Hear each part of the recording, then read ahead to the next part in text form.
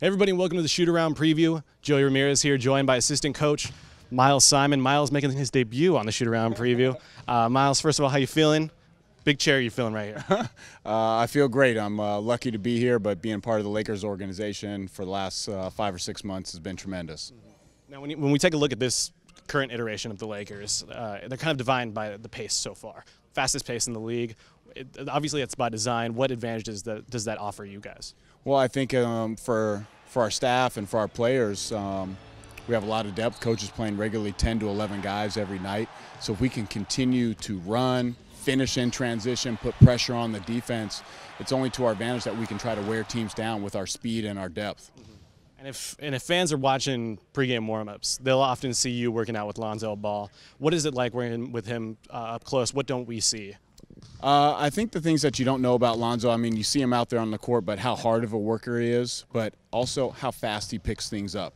You show him something on film that he needs to do better. He tries to implement that right away, even into the game that night or anything from practice.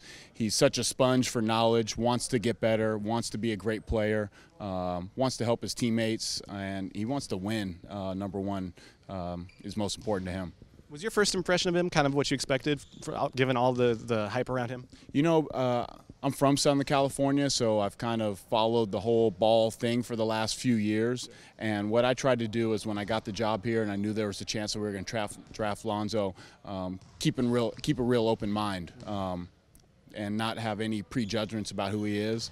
But he's been a true pleasure to be around. His teammates love him. He's so low maintenance and so easygoing, which is what's going to make him great for as many years that he's in the league. Shifting over to the Pistons, obviously Andre Drummond is just a behemoth down there. Gobbles up rebounds. Quick hands, too. He gets a lot of steals, and suddenly he's hitting free throws. What do you like best about Drummond's game?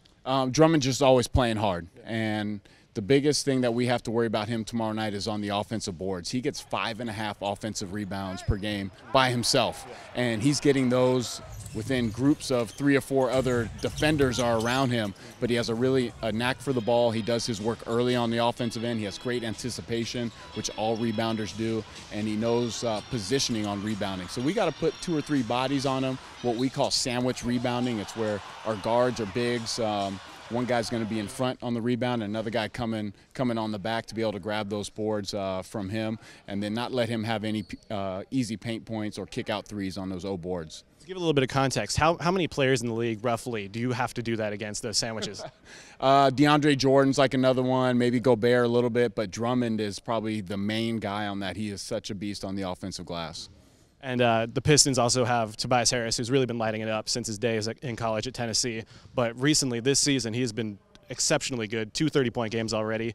How does Tobias get his buckets? Well, he's really, I feel, coming into his own this year, and he is scoring in a variety of ways. He's shooting a career high from the 3, which adds another dimension to his game. He's always been good, like in the mid-post area or finishing in transition, but now he's added the spot-up 3, so you got to close out harder to him. He can drive it around you, so he's really becoming one of the most versatile players in the league. And with him shifting over to kind of the power forward spot with Morris gone in the trade, has opened up his game, really some mismatches for him. So he'll be a tough matchup, not only for us, but for everyone in the league.